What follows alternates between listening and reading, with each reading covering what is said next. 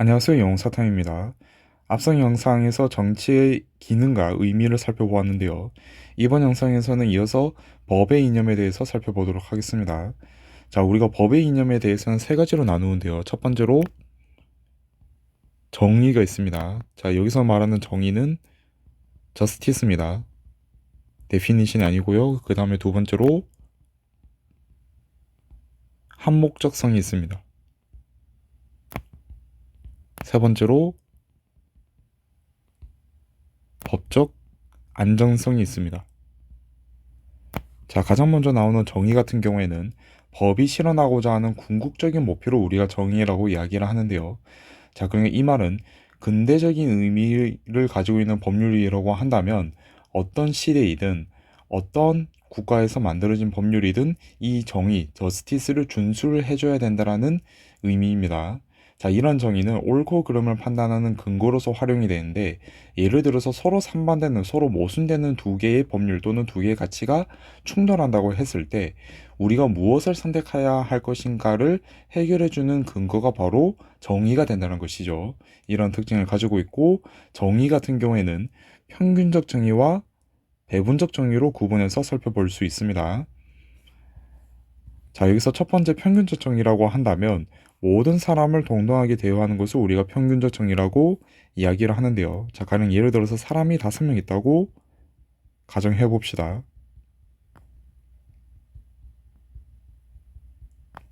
자, 이 사람들에게 모두 똑같은 몫을 나누어 주는 것을 우리가 평균적 정의라고 이야기를 하는 것인데, 이 사람들마다 가지고 있는 고유의 특성들이 있겠죠. 나이라든지 성별, 재산, 이런 것들이 사람들마다 조금씩 다를 텐데, 이러한 다른 요소들을 고려하지 않고 모든 사람들을 동등한 잣대로 대우를 하는 것을 우리가 평균적 정의라고 이야기를 한다는 것입니다. 그러니까 그 사람들의 가지고 있는 고유한 특성을 고려하지 않기 때문에 이 평균적 정의는 절대적이다라는 성격을 가지고 있고요. 자, 그 다음에 이 사람들이 가지고 있는 실질적인 어떤 특성이라든지 이 사람들이 가지고 있는 상황들을 고려하지 않는다는 점에서 또 우리가 형식적이라고도 이야기를 합니다. 단순히 모든 사람들을 동등하게 대우해 준다라는 평등이라는 원칙을 그대로 적용해 준 것이기 때문입니다. 자, 이런 평균적 정의의 대표적인 사례로서는 보통 선거제도를 우리가 들 수 있는데요. 자, 그러니까 모든 사람들이 나이가 다르든 성별이 다르든 뭐 재산이 다르든 한 표씩 다 가진다는 것이죠. 아, 물론 이제 그 미성년자 같은 경우에는 그 선거권을 가지진 않지만, 미성년자라는 이 나이를 넘게 되었을 경우에는 모든 사람들이 동등하게 한 표씩 가진다는 거죠. 자, 이걸 우리가 보통 선거 제도라고 이야기를 하는데 예를 들어서 삼성 이재용과 저랑 비교를 한번 해보죠.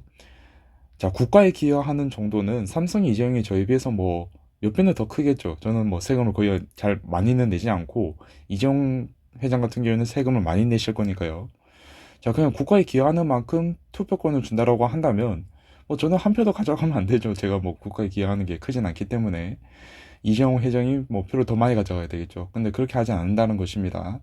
이 선거권에 있어서는 모든 사람들이 동등하게 한 표를 가진다. 다름을 인정하지 않는다는 것이죠. 자, 그래서 이 보통 선거 제도가 대표적으로 평균적 정의의 사례에 해당이 되고요. 자, 그 다음에 손해배상 같은 경우에도 사례로 들 수 있는데요. 자, 예를 들어서 갑과 을이 있을 때 갑이 을에게 10만큼의 손해를 끼쳤다라고 생각을 해봅시다. 자, 그럼 갑이 이제 을에게 보상을 해줘야 되겠죠. 자, 그러면 갑은 을에게 자신의 손해를 끼친 만큼만 배상을 해주면 되겠죠. 10만큼 배상을 해주면 됩니다. 자, 이러한 기준이 모든 사람들에게도 다 똑같이 적용이 된다는 것입니다. 예를 들어서 병 같은 경우가 또 을에게 10만큼의 손해를 끼쳤다고 한다면 병도 마찬가지로 10만큼만 을에게 배상을 해주면 된다는 것이죠. 이런 원칙이 사람들마다 달라지진 않는다는 것입니다. 따라서 손해배상 같은 경우에도 평균적 정의의 대표적인 사례로 해당이 되고요. 자, 그 다음에 유산의 균등분배 같은 경우. 자, 예를 들어서 갑이 있고 갑의 자식으로 을, 병, 정이 있다고 한번 해봅시다. 자, 이 을병정에게 갑이 만약에 사명해서 유산을 분배해준다고 한다면 모두 동등하게 유산을 상속받는다는 것이죠. 이 과정에서 다름을 인정하지 않는다는 것입니다. 가령 예를 들어서 우리가 뭐 사극이라든지 뭐 아니면 재벌들 나오는 드라마 뭐 이런 것들을 보게 되면 장자가 뭐 다 가져가고 뭐 그런 것도 우리가 볼 수 있잖아요. 이런 차이점을 인정하지 않는다는 것입니다. 아, 물론 이제 그 드라마 같은 데에서 장자가 재산을 좀 더 많이 가져가는 경우에는 대체로 이제 유언에 의해서 그 재산을 많이 가져가게 되거든요. 이거는 이제 우리가 나중에 또 한번 배우게 될 건데, 예외적인 경우를 제외하고 법률상에 따라서만 유산을 분배한다고 한다면 균등 분배를 해줘야 됩니다. 뭐 예를 들어서 또 이런 경우를 들 수 있겠죠. 갑의 자식으로 을병정이 있고 을의 첫째 아들 또는 딸인데, 갑이 사망할 때 예를 들어서 암에 걸려서 암투병을 하는 와중에 사망을 했다. 근데 병이 갑에 이 병간호를 다 해주고 을은 안 한 거예요. 그런 경우에 있어서도 법률에 따라서는 균등분배를 해준다는 겁니다. 이런 것들도 우리가 그 사람들이 가지고 있는 뭐 속성이라든지 상황을 고려하지 않은 채 평등이라는 원칙을 형식적으로 적용을 해준 것이란 거죠. 따라서 평균적 정의에 해당하는 사례라고 들 수 있습니다.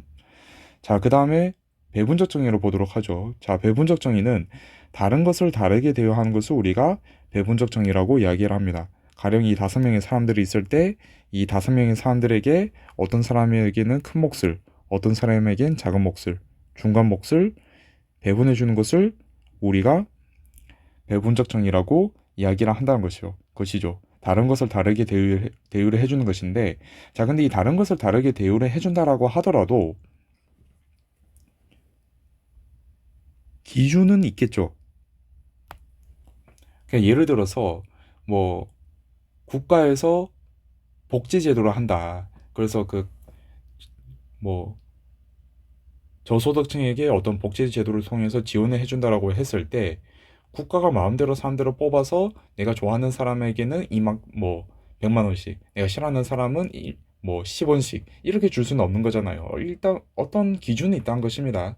자, 근데 그러한 기준이 적용하는 과정에서 그 사람이 가지고 있는 상황, 특징을 고려를 해준다는 것이죠. 뭐 대표적으로 나이를 고려해서 노인들에게 기초연금을 지급을 한다든지, 소득을 고려를 해서 저소득층에게 생활비를 지원을 해준다든지, 또는 성별을 고려해서 특정 성별에게 뭐 어떤 할당제를 도입을 한다든지, 뭐 이런 것들을 예시로 들 수 있겠죠. 이런 것들을 우리가 배분적 정의의 대표적인 사례라고 볼 수 있을 텐데요. 자, 이러한 배분적 정의 같은 경우에는 결과적으로는 그 사람들이 가지고 있는 속성, 상황에 따라서 결과가 달라진다는 것이죠. 그 사람들이 받는 몫이 달라진다는 것입니다. 자, 그런 점에서 우리가 이 배분적 정의는 상대적이다라고 이야기를 하고요. 그 사람이 실질적으로 어떤 상황에 처했는지에 따라서 배분받는 몫이 달라지기 때문에 이 평등을 우리가 실질적 평등이라고도 이야기를 합니다. 자, 이러한 배분적 정의의 대표적인 사례로서는 누진세율이 있는데요. 자, 예를 들어서 누진세율 같은 경우에는 이재용 회장이 있고 쌤이 있다고 한번 해봅시다. 자, 이재용 회장이 10만 전체 소득액 중에서 10%를 세금으로 내고, 제가 마찬가지로 전체 소득액 중에서 10%를 세금으로 낸다고 한번 해봅시다. 자, 이게 언뜻 보기에는 평등해 보이죠. 자, 근데 예를 들어서 제가 월에 50만 원 법니다. 예를 드는 거예요. 자, 근데 이재용 회장이 예를 들어서 한 달에 한 10억 정도 버실까요? 뭐 이렇게 자꾸 계산을 해보면 이재용 회장은 10%만큼 세금을 내고 나면 9억이 남아요. 부럽죠? 야, 근데 저는 이제 세금을 10% 내고 나면은 40만 원이 남습니다. 야, 이거로 한 달 동안 뭘 할 수 있을까요? 월세도 내기 힘들겠죠. 뭐 치킨은 뭐 시켜 먹을 것이고, 대신 뭐 이재용 회장은 뭐 야구장 가서 치킨 사 먹고 뭐 마음대로 할 수 있겠죠. 자, 그러니 이게 같은 10%라고 하더라도 소득액에 따라서 이 10%가 나에게 다가오는 체감은 소득액에 따라서 천차만별로 달라진다는 거예요. 그러니까 이런 것들을 이제 극복을 하기 위해서 우리나라에서는 누진세율을 적용을 하는데, 이 누진세율 같은 경우에는 소득액이 일정 구간 이하이면은 뭐 몇 프로의 세금이 낼 것인지가 달라진다는 것입니다. 뭐 가령 예를 들어서 제가 세금을 5% 낸다고 한다면 이재용 회장이 5%만큼의 세금을 내는 게 아니라 10%도 아니고 뭐 거의 뭐 40%, 50%만큼 세금을 낸다는 것이죠. 그래도 이재용 회장은 5억이 남아요. 이런 식으로 이제 세율 자체를 다르게 책정을 하는 것을 우리가 누진세율이라고 이야기를 합니다. 이런 것들을 예시로 들 수 있을 것이고요. 자, 그 다음에 두 번째로 미성년자 계약 시 법정 대리인의 동의가 있는데요. 자, 이거는 무슨 말이냐라고 한다면요. 갑과 을이 계약을 맺습니다. 자, 갑과 을이 계약을 맺으면서 어, 애플 애플 핸드폰, 아이폰이죠. 이 아이폰을 그 갑이 구입을 하는데 이 갑은 미성년자입니다. 갑이 을에게서 아이폰을 구입을 하는데 이게 뭐 100만 원 넘고 그러죠. 이거 산 거예요. 미성년자인데. 자, 그 이럴 경우에는 미성년자가 계약을 할 때에는 법정 대리인이 동의를 해줘야 됩니다. 만약에 이 동의를 거치지 않으면 취소할 수 있는 계약이 되는데요. 물론 이 내용은 우리가 또 뒤에서 배우게 될 겁니다. 취소할 수 있는 계약이 되는데 이게 어떻게 보면 좀 이상하다는 거죠. 자, 예를 들어서 성인인 병이 있다고 한번 해봅시다. 성인인 병이 있는데 이 성인인 병이 똑같이 을과 그 아이폰 100만 원짜리 폰을 구입한다라고 계약을 맺으면 이거는 빼박 취소를 할 수가 없어요. 근데 미성년자인 갑이 계약을 하면은 이 법정 대리인의 동의, 부모님의 동의를 안 받았다라고 한다면 이 계약을 취소할 수 있다는 거예요. 없앨 수 있다는 거예요. 그 이게 언뜻 불합리해 보이죠. 자, 근데 이 부분에 있어서는 미성년자랑 성인 간의 차이를 고려를 해준다는 거예요. 어떻게 뭐 웬만한 경우에 있어서는 그래도 성인이 미성년자에 비해서는 경제적인 관념이라든지 판단 능력이 뛰어날 것이기 때문에 그래서 미성년자를 보호를 해준다는 거죠. 미성년자는 성인에 비해서 경제적 관념이라든지 판단 능력이 부족하다라고 현저하게 판단되기 때문에 이런 점에서 미성년자를 보호해줄 만한 법적 장치가 필요하다라는 것이죠. 그런 점에서 이제 법정 대리인의 동의가 필요한 것인데 이것도 이제 나이에 따라서 어떤 사람을 보호해줄 것인지 지켜줄 것인지를 결정하는 것이죠. 다르게 적용을 해준다는 것이죠. 이런 점에서 미성년자의 계약 시 법정 대리인의 동의가 필요한 것도 배분적 정의의 대표적인 사례에 해당이 됩니다. 자, 그리고 이러한 정의의 또 대표적인 하위 이념들을 살펴보게 되면 적법 절차의 원리가 있는데요. 여기서는 이 적법 절차의 원리가 구체적으로 무엇을 의미하는지까지는 몰라도 괜찮습니다. 이게 정의에 해당한다는 것만 알고 계셔도 뭐 상관은 없는데 간단하게만 설명을 드리자면 이 적법 절차의 원리는 법률에 명시된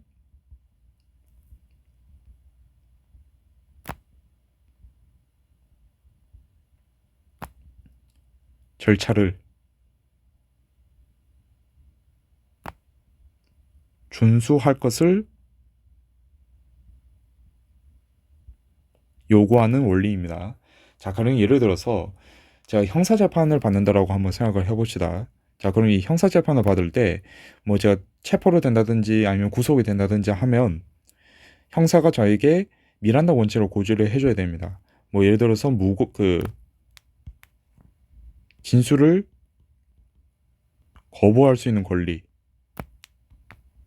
권리라든지 변호사를 선임할 수 있는 권리라든지 이런 것들을 알려줘야 되거든요. 이 절차를 지켜줘야 돼요. 자, 그런데 이게 제가 형사재판에 소추가 되든 이재용 회장이 형사재판에 소추가 되든 똑같이 적용을 받아줘야 한다는 거죠. 다른 게 없다는 거예요. 예를 들어서 갑과 을이 둘 다 형사재판에 소추가 되는데 갑은 현행범이에요. 실제 길에서 누군가를 폭행한 걸 경찰이 잡은 상태이고 을은 이 사람이 을이라는 사람이 누군가를 폭행했다라는 추정만 있을 뿐이지 실제 그 관계가 아직 밝혀지지 않은 상태라고 한번 해봅시다. 자, 그러니까 을은 아직 누군가를 폭행을 했는지 안 했는지가 불명확한 상태에서 형사재판에 넘겨지기 직전이고 각 같은 경우에는 누군가를 때리는 걸 직접 봐서 현장에서 체포를 한 거예요. 그런 경우라고 하더라도 갑과 을은 모두 다 형사재판의 정당한 절차를 동등하게 대우를 받아줘야 한다는 겁니다. 이런 것들도 이 정의에 해당이 되겠죠. 절차를 지키는 것 같은 경우에도. 그래서 이 적법 절차 원리도 정의의 대표적인 하위 이념으로서 우리가 볼 수가 있고요. 그리고 뭐 약자 보호, 뭐 이 경우에 있어서는 배분적 정의의 대표적인 사례라고 볼 수가 있겠죠. 자, 그리고 응분의 원칙에서 이 응분이라는 단어가 약간 생소하실 수가 있는데 이 응분의 원칙에서의 응분은 응당 배분 받아야 할 몫을 우리가 응분의 원칙이라고 얘기를 합니다. 응당 배분받아야 할 또는 응분 분배받아야 할 몫을 우리가 응분의 원칙이라고 이야기를 하는데, 자, 이 경우에 있어서도 정의의 원칙에 부합을 하는 하위 이념이란 것이죠. 자, 이런 것들을 들 수가 있고, 관련 법조항도 제가 하나 들고 왔는데요. 이것도 참고만 해주시면 좋습니다. 헌법 제10조에서 보게 되면 모든 국민은 인간으로서의 존엄과 가치를 가지며 모든 국민이라고 명시를 하고 있죠. 그 예외가 어떤 겁니다. 모든 국민은 인간으로서의 존엄과 가치를 가지고 평등하게 대우를 받는다는 것이죠. 행복을 추구할 권리를 가진다. 국가는 개인이 가지는 불가침의 기본적 인권을 확인하고 이를 보장할 의무를 가진다. 여기에 개인 모든 국민은 모든 사람들에 다 똑같이 적용이 되는 것이죠. 평등성을 가지고 있다는 것입니다. 자, 이런 점에서 정의의 원칙에 부합이 되는 법조항이다라고 보시면 되겠습니다. 자, 그 다음에 한목적성을 보도록 하죠. 자, 한목적성이라고 한다면 해당 시대나 국가가 지향하는 목적에 부합하는지가 이 한목적성을 말하는 것인데, 이 목적이 해당 시대라든지 국가라든지 따라서 해당 시 공간에서 추구하는 목적에 부합하는지 여부를 체크하는 것이 한목적성입니다. 자, 근데 시대와 국가에 따라서 추구하는 목적은 다 다르겠죠. 예를 들어서 우리나라가 추구하는 목적과 프랑스, 영국, 미국이 추구하는 목적은 다르겠죠. 2024년, 이제 해가 지났죠. 2025년에 추구하는 우리나라의 목표와 1970년대, 80년대에 추구하는 우리나라의 목표도, 목적도 다르겠죠. 자, 그러니까 이 한목적성에서 말하는 이 목적은 시대와 국가에 따라서 달라진다는 것입니다. 그러니까 고정되어 있지 않다는 것이죠. 그래서 이 한목적성 같은 경우에는 특수적인 성격을 가지고 있습니다. 특수적인 성격을 가지고 있고요.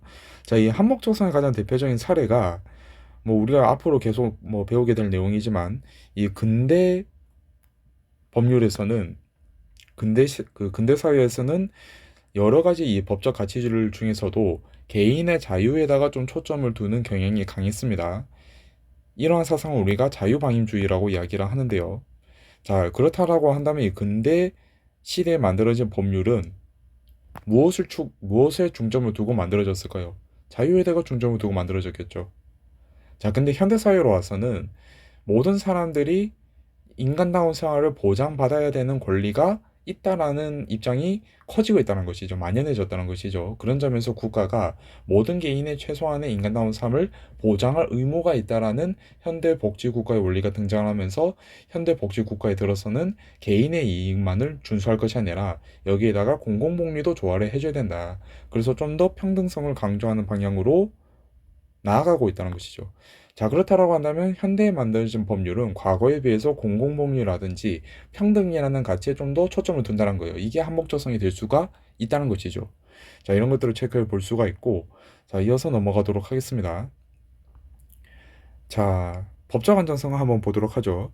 자, 법적 안정성이라고 한다면 개인의 사회생활이 보장되어 안정된 상태를 이루는 것을 우리가 법적 안정성이라고 부르는데, 좀 더 쉽게 말씀을 드리자면 개인의 법적 생활이 안정되어 있어야 한다는 것입니다. 법적 생활이 안정되어 있어야 한다는 것인데, 자, 이 법적 안정성을 준수해 줄 수 있는 조건들이 몇 가지가 있습니다. 자, 첫 번째로 법의 폐지 변경이 잦아서는 안 됩니다. 자, 예를 들어서 최근에 이제 전동 킥보드가 유행을 하죠. 저는 좀 무서워서 잘 못하기는 하는데, 자, 이 전동 킥보드를 타려면 헬멧을 써야 되죠. 자, 근데 갑자기 지금 이제 헬멧을 제가 알기로는 반드시 써야 하는 것으로 알고 안 쓰고 다니다가 경찰 아저씨를 만나면 혼나죠. 가끔 혼나는 걸 제가 본 적도 있는데, 자, 근데 이 법률이 갑자기 폐지된다라고 해봅시다. 헬멧을 써야 하는 법률이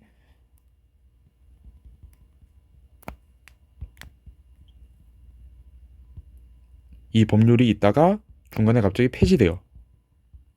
근데 갑자기 다시 또 제정된다라고 해봅시다. 생긴다라고 해봅시다. 자, 이렇게 되면은 사람들이 그러면은 킥보드를 탈 때 헬멧을 써야 되는 거야, 안 써도 되는 거야, 헷갈리겠죠.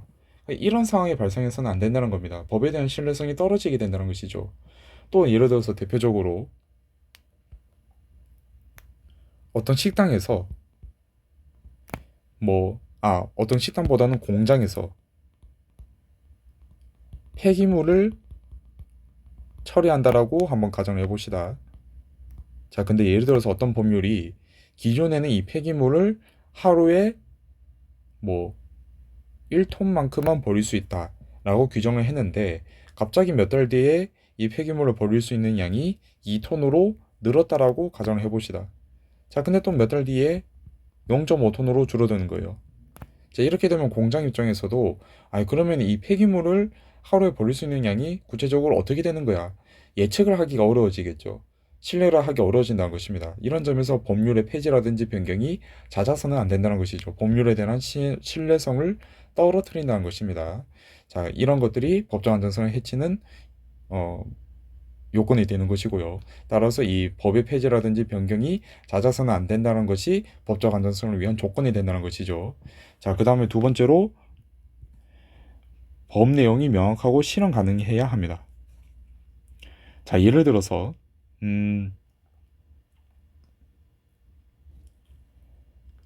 법 내용이 불명확한 경우를 한번 들어보도록 하죠. 법 내용이 불명확한 경우의 대표적인 사례로서 예를 들어서 음, 어떤 법의 내용이 사람을 아프게 한 자를 처벌한다라고 규정을 해봅시다. 자, 그럼 아프게 하는 게 애매하지 않아요? 마음을 아프게 할 수도 있죠. 몸을 아프게 할 수도 있고. 자, 그러니까 몸을 아프게 하는 거면 사람을 때리는 거는 뭐 처벌이 되겠죠. 자, 근데 그냥 사람을 아프게 한 사람을 처벌한다라고 한다면 마음을 아프게 한 사람도 처벌할 수가 있겠죠. 예를 들어서 누군가한테 고백을 했는데 차였어요. 너는 내 마음을 아프게 해서 난 널 처벌할 거야. 말도 안 되죠. 그러니까 이렇게 법률의 내용이 불명확해서는 안 된다는 것입니다. 법률에 대한 신뢰성을 떨어뜨린다는 것이죠. 자, 그 다음에 실현이 불가능한 법률. 어떤 게 있을까요? 예를 들어서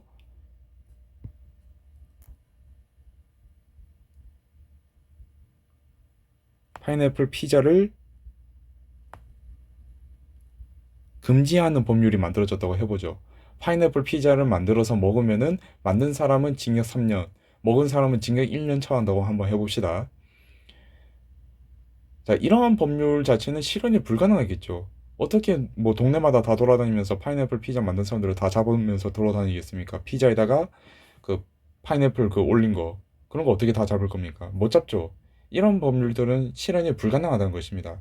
의미도 없을 뿐더러 이게 제가 이 예시 가져온 게 실제로 예전에 저도 어디서 본 건데 아이슬란드에서 이 실제로 그 하와이안 피자를 금지하는 법률을 만들려고 했었다더라고요. 그때 대통령인지 총리인지 제가 정확하게 기억 안 나는데 만들려고 하다가 이제 무산이 되었다. 당연한 거죠. 이게 어떻게 실현이 가능하겠습니까? 네, 이러한 것들도 법적 신뢰를 떨어뜨린다는 점에서 법적 안전성의 조건으로 해당이 된다는 것이죠. 자, 그 다음에 세 번째로 국민의 법의식과 합치되어야 합니다. 자, 예를 들어서 갑자기 우리나라의 신분제가 다시 부활한다라고 해봅시다. 자, 그래서 족보를 쭉 타고 올라가면서 양반 집안의 후손이었던 것이 밝혀진다고 한다면 양반, 그렇지 않다면 평민, 그 족보 따라서 쭉 올라가는데 노비 집안이다. 그러면 넌 노비. 이렇게 결정하는 법률이 통과되었다고 해봅시다. 사람들이 여기에 따를까요? 안 따른다는 거죠. 물론 이제 이거는 실현이 불가능한 것도 있긴 하지만 국민의 법의식과 합치하지 않는다는 것이죠. 이러한 법률도 이 법적 안전성을 깨뜨리기 때문에 조건으로서 해당이 된다는 것입니다. 자, 그 다음에 네 번째로 예견 가능성과 신뢰성을 갖추고 있어야 된다. 신뢰성에 대해서는 제가 줄곧 말씀을 드렸었고, 자, 예견 가능성이라고 한다면, 예를 들어서 제가 제가 이제 길을 걷다가 껌을 이제 뱉었습니다. 자, 제가 이 길을 걷던 순간에서는 껌을 뱉는 것이 형사법적으로 처벌이 안 되는 행위인데, 갑자기 미래에 이 껌을 길거리에 뱉는 행위에 대해서 처벌하는 법률이 제정되었다라고 해봅시다. 근데 갑자기 이 법률을 가지고 저를 처벌하려고 해요. 자, 그러면 저 입장에서는 제가 길거리에다가 껌을 베는 행위가 물론 도덕적으로 옳지 않은 행위임은 분명하지만 이 행위로 인해서 제가 처벌을 받을 것이라는 예견을 할 수 없었던 상황이었다는 거죠. 근데 갑자기 저를 처벌한다라고 한다면 저는 제가 처벌받을 것인지 받지 않을 것인지에 대해서 예견할 수 없었던 상황이기 때문에 제 권리를 침해한다는 것입니다. 법적인 신뢰가 떨어진다는 것이죠. 따라서 이 예견 가능성 같은 경우에도 법적 안전성의 조건으로서 필요하다라고 봐주시면 되겠습니다. 자, 이러한 이 법정 안전성의 대표적인 사례로서 공소시효 행위시법주의 소멸시효가 있는데 공소시효랑 이 소멸시효를 좀 같이 보도록 하죠. 물론 이것도 구체적인 의미까지는 모르셔도 괜찮습니다. 다만 이 정치화법이 전반적으로 단어 자체가 좀 어렵기 때문에 제가 이런 단어들 나오면 다 어느 정도 그 설명을 해드리긴 하지만 꼭 아실 필요까지는 없다라고 보시면 되는데 이 공소시효 같은 경우에는 형사법적으로 범죄 행위 이후에 특정 기간 동안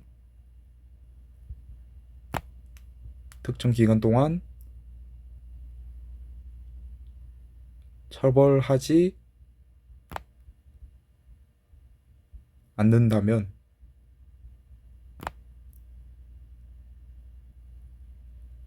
처벌할 수 없다라는 것이 공소시효입니다. 자, 예를 들어서 제가 추운 겨울날에 빵을 훔쳤다라고 한번 해봅시다. 그러니까 장발장이 된 거예요. 빵을 훔쳤습니다. 자, 국가가 제가 빵을 훔친 걸 알고 있어요. 근데 10년이 지나고 20년이 지나도 저를 안 잡아가요. 빵 훔쳤다고 안 잡아가요. 그건 제 입장에서는 국가가 나를 내가 빵을 훔쳤는데도 국가가 나를 안 잡아가네? 라고 생각을 하면서 그러면 국가가 나를 처벌할 생각이 없구나. 빵 한 조각이니까 그냥 뭐 봐주는구나. 라고 생각할 수도 있겠죠. 이 신뢰성이 형성이 된다는 겁니다. 그리고 국가가 자신의 권리를 행사하지 않으니까 저는 앞으로도 국가가 그 자신들의 권리, 저를 처벌할 권한을 행사하지 않을 것이라는 신뢰가 형성이 된다는 것이죠. 이러한 점에서 이 공소시효를 두어서 만약에 국가가 특정 기간 동안 그 형벌권을 사용하지 않는다라고 한다면 자동으로 저도 형사소추가 되지 않을 권리가 필요하다는 것입니다. 이런 것들이 이제 법적 안전성이 되는 것이죠. 제 신뢰를 보호해 줘야 되기 때문에 이 부분이 약간 좀 안 와닿으실 수도 있습니다. 물론 이제 충분히 그러실 수가 있고요. 근데 이제 법적으로 보면은 그 사람의 신뢰를 보호해야 되는 필요가 있다는 것입니다. 그 부분에 좀 초점을 두어서 봐주시면 좋을 것 같고요. 자, 그 다음에 소멸시효로 보도록 하죠. 자, 소멸시효 같은 경우에는 민법상에서 법률 관계에 따른 의무를 일정 기간 행사하지 않으면 행사할 수 없다는 것입니다. 자, 그냥 예를 들어서 제가 친구한테서 돈을 한 100만 원 빌려갔다고 한번 해봅시다. 제가 친구한테서 돈을 100만 원 빌려갔는데 그럼 친구도 당연히 알고 있겠죠. 근데 저한테 돈을 돌려달라고 얘기를 안 해요. 그렇게 한 10년이 지나요. 그러면 돈을 못 돌려받습니다. 그러니까 제 입장에서는 돈을 돌려달라고 안 하네? 그러면은 얘가 나한테 돈을 앞으로도 돌려달라고 얘기하지 않겠구나라는 신뢰가 형성이 된다는 거예요. 그럼 돌려받을 수가 없습니다. 그 돈을 빌려준 친구가 나한테 돈을 돌려달라고 말할 수 있는 요구할 수 있는 권리를 행사하지 않았잖아요. 그럼 앞으로도 그렇게 그 상태가 유지될 것이라는 신뢰가 형성이 된다는 것이죠. 그래서 그 기간이 지나면 돈을 못 돌려받습니다. 그 신뢰를 깨뜨릴 수 없기 때문에 이런 것들을 우리가 소멸시효라고 부릅니다. 이게 약간 좀 이해가 안 되실 수도 있어요. 근데 이게 법이 그렇습니다. 이 신뢰관계가 형성이 되면 이걸 유지하는 것이 법적 안전성을 위해서 필요하다고 보는 것이죠. 자, 그 다음에 행시법주의 같은 경우에는 제가 앞서서 예시를 들었던 것처럼 제가 만약에 길거리를 걷다가 껌을 뱉었는데 제가 껌을 뱉는 순간에는 그 길거리에다가 껌을 뱉는 것을 처벌하는 법률이 없는 상황이에요. 근데 미래에 만약에 길거리에 껌을 뱉을 경우에는 처벌한다라는 형사법적 조항이 생긴다. 그거로 저를 처벌하지 못한다는 것을 우리가 행위시법주의라고 이야기를 하는데, 좀 더 이제 정확한 정의를 말씀을 드리자면, 어떤 행위를 처벌하려면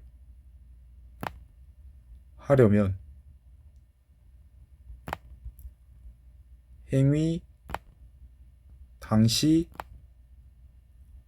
법을 적용해야 한다는 것입니다. 이게 행위시법 중입니다. 자, 그냥 제가 이제 들었던 예시처럼 제가 껌을 빼는 순간에는 이 껌을 빼는 행위에 대해서 처벌하는 법률이 없죠. 그럼 저를 처벌할 수 없다는 거예요. 미래의 법률로 저를 처벌할 수 없다는 것이죠. 또는 과거에 폐지된 법률이 있다고 하더라도 저를 처벌할 수 없다는 거예요.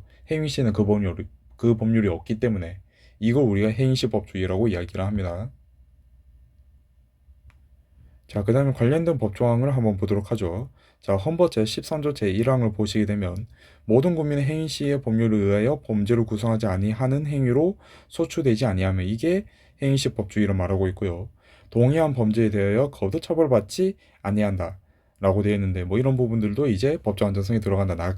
예를 들어서 제가 이미 한번 뭐 처벌을 받던지 아니면 재판을 받았다라고 한다면 그거로 이제 끝난 것이죠. 제가 그 저지른 행위에 대해서 처벌을 받았는데 다시 한 번 더 처벌을 받는다든지 하면 법률을 신뢰할 수 없을 것이고, 제가 어떤 뭐 범죄를 저질렀는데 무죄 판결을 받았다, 재판에서. 근데 갑자기 그 국가에서 저를 어떻게든 유죄 판결을 받게 하기 위해서 계속해서 재판을 걸면 제가 제 삶을 유지할 수 없을 것이고 법률에 대한 신뢰성이 떨어지게 되겠죠. 이런 경우에 있어서도 금지하는 것이 이 법적 안전성의 대표적인 관련된 법조항이라고 봐주시면 되겠습니다. 자, 여기까지도 개념들을 살펴보고 민주주의의 의미와 발전 과정부터는 다음 영상에 따로 또 올려서 살펴보도록 하겠습니다. 이상 영웅사탐이었습니다. 감사합니다.